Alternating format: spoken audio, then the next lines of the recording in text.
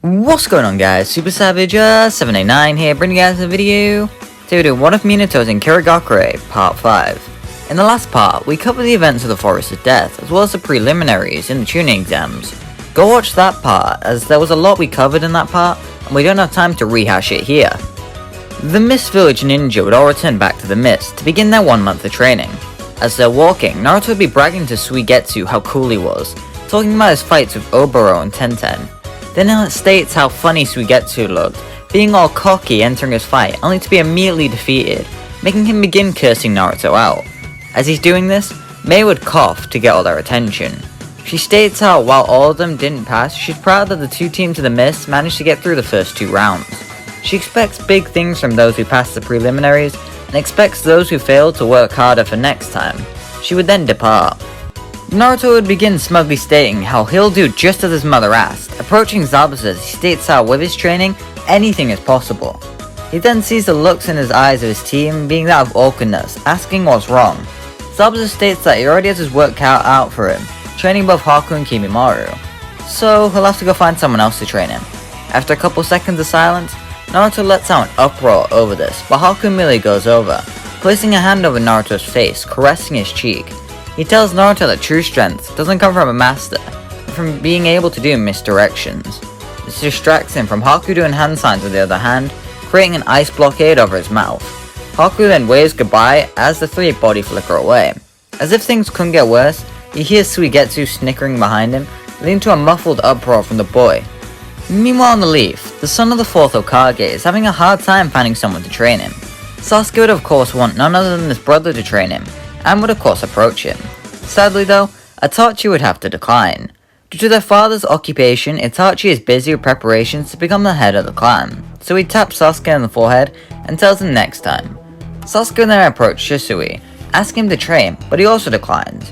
He has to help the Hokage with preparations for tuning exams.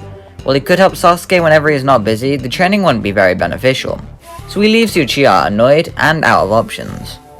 As Sasuke is left alone, he begins to take a walk to clear his head. He needs some form of plan as to how to get stronger. Maybe he should watch that Lee guy train, mimic his movements, that'll at least give them an equal playing field. He would then be taken aback by something in the corner of his eye. An old guy would be staring into the girls' bathhouses like a traditional perv in an anime. He shouts to the old man to stop, but he turns around, summoning a toad, telling him to hush and not get him caught. Sasuke would be confused at the jutsu, questioning who this guy is as he remains on guard. Upon noticing this, Jiraiya would decide to test the boy. Moving faster than Sasuke can react, Jiraiya takes his headband and places it on, beginning to do a crude impersonation of the young boy. Now enraged by Jiraiya, Sasuke begins attacking him, trying to get his headband back, with Jiraiya mocking him as he dances away. They begin bouncing from tree to wall, with Jiraiya taking note of Sasuke's chakra control. Ultimately, they end up at a river where Jiraiya trips Sasuke into the water, watching him emerge drenched and annoyed. Jiraiya would then throw his headband at Sasuke, telling him that he's a skilled fighter when it comes to complex things. Seems however he didn't take time to focus on the basics. Sasuke would get up to leave, asking what Jiraiya knows, which makes him smirk. He then takes a stroll over the river. So just like that, Jiraiya would begin training Sasuke. The beginning of the training is focused primarily on making Sasuke more proficient chakra control. So after a couple of days, Sasuke is able to walk on walls and rivers just the same as he is walking on the ground. Jiraiya would then introduce Sasuke to the summoning contract, asking if he'd like to learn how to summon a toad. While this is rather unorthodox, I don't think Sasuke would decline, especially after doing some research on who Jiraiya is. While Sasuke could make a toad bigger than Naruto could first starting out, it still isn't very big and nowhere near Jiraiya's. So to test Sasuke, Jiraiya kicks him off a cliff. Sasuke digs deep and calms his breathing, holding his hand out to summon a toad. His neck begins to burn as the curse mark covers his body, its final stop being Sasuke's fingertips. Sasuke would then summon a toad, saving him at the last second. It definitely won't be as big as Bunta, but still be quite big. He would then proceed to pass out. Jiraiya would take a look at Sasuke's unconscious body, admiring the curse mark as it slowly resides back into the seal. The strange chakra behind it, as well as the odd patterns, piques Jiraiya's interest. While he does know his fair share about seals, he has no clue what this is. He does know someone who does though. He would then take Sasuke to go and see Kushina. She'd begin doing an examination over the seal, doing an in-depth analysis over it. Even she is struggling to understand it and does her best to explain it to her sensei. She will have to do some further research on it though. Elsewhere in the Leaf, Team tend to be hanging out, returning from a barbecue they went to with Choji. As they walk, oblivious to them, they were being stalked. They'd enter an alleyway, feeling an ominous chill down their spine. A massive sword sun attack comes rushing at them rather quickly, with Shikamaru picking up on it faster than the others. He tells Choji to enlarge his hand, which he does, protecting them all from the attack. Using Choji's hand as cover, Shikamaru then uses the shadows from the alley to apprehend Gaara. They begin questioning Gaara on why he's doing this, with him explaining how he didn't get the chance to kill Ino. She would then mention how Gaara's head was so messed up, she should have known this would have happened. It was like there was a monster inside him. Gaara remarks that this is exactly what it is. Asuma would then show up, telling Gaara to leave, which he begrudgingly would do. Something else of note that occurs during this month is that Dosu would survive. Regularly he'd attack Gaara to be able to fight Sasuke, leading to his death. However, here is Lee fighting him. While Dosu defeated Lee last time, it's likely he won't be alone, so it's likely he'll lose. Instead, he'd be focusing on training himself during the month. Back in the Mist Village, Team Zabuza minus Naruto would head to the medical corps immediately after leaving the blonde boy, due to Kimimura's deteriorating state. After some tests, it's determined that he'll be lucky to last the next month. If he remains bedridden on medication, they can maybe prolong his life a bit longer. While Kimimaro naturally is against it, both Zabuza and Haku encourage him to do so. It'll give them more time to look for a cure from his condition. He's reluctant, but he does trust these two, and so he begins staying in hospital, dropping out the tuning exams in the process. Over Naruto, he'd still have no luck finding anyone to train him. Kisame had turned him down, leading to Suigetsu laughing at him yet again. Mangetsu is out of the village on a mission. Everyone else has nothing to offer him, and would only train him to getting good with the Mizukage's son. As he's walking though, he'd hear the faint noise of a flute. It sounds so peaceful, so captivating, it stopped Naruto dead in his tracks. Where was that sound coming from?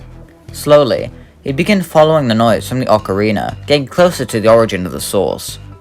He'd then arrive to see a man with long brown hair slumped on a tree branch, playing a sweet tune as he relaxes. Calling him out as seemingly trance, Naruto shouts that his music sounds awesome, making him turn to the boy unamused. His face seems familiar though, he doesn't recognize the child from anywhere. Naruto would leap onto the tree branch in front of Utakata, getting an unapproving look in response. With a wide grin on his face, Naruto introduces himself as Menmen Namikaze, making Utakata stunned. It's as if he's seeing his sensei again, finally realizing who this boy is. Without any warning, Utakata seemingly vanished, stunning Naruto. He began looking around for Utakata, seeing him behind him now.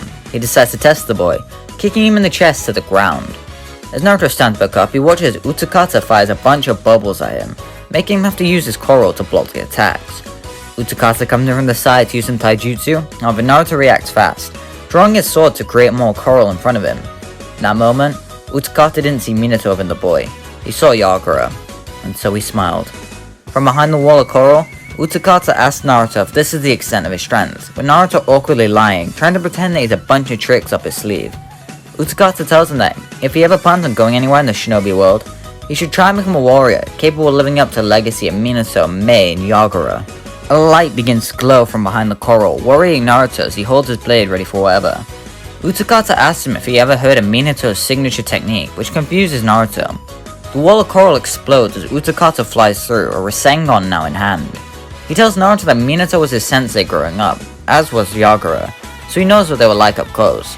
He'll teach Naruto the Rasengan, if he promises to live up to the legacy of the duo. With a grin on his face, Naruto would accept and begin to train under the six-tailed Jinchuriki. Some people are probably scratching their heads right now, saying how Utakata would never do something like this. He despised Hotaru being his student, so why would he accept Naruto? Well, here's the thing.